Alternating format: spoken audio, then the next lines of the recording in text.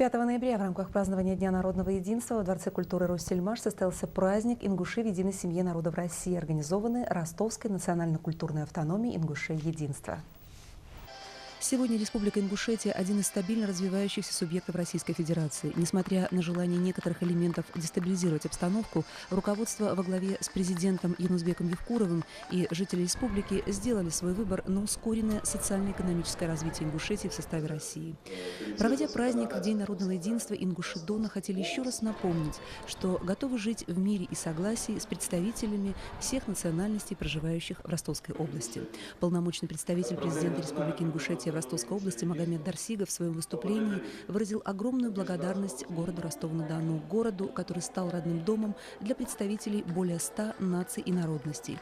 От имени президента и руководства республики, отправления национально-культурной автономии Ингушей единства поблагодарил руководство Ростовской области, администрацию Ростова за постоянную помощь и внимание.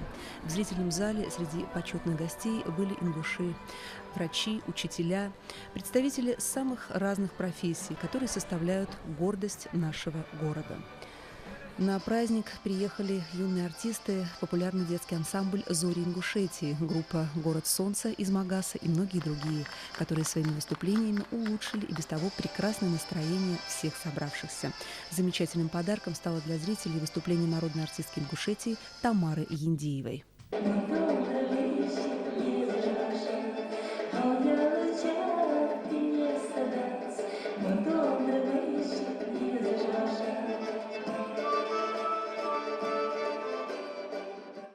Я считаю, это праздник такой жизненно важный, необходимый. И очень отрадно отметить, что представительство Республики Ингушетия именно в Ростове-на-Дону, это,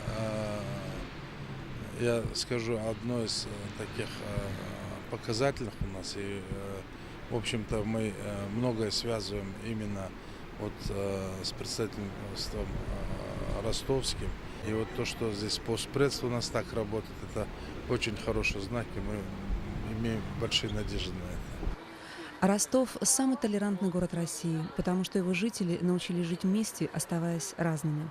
Гости праздника выпустили голубей как символ мира с дружными возгласами: «Мир и единство Ростову», «Мир и единство Дону», «Мир и единство России».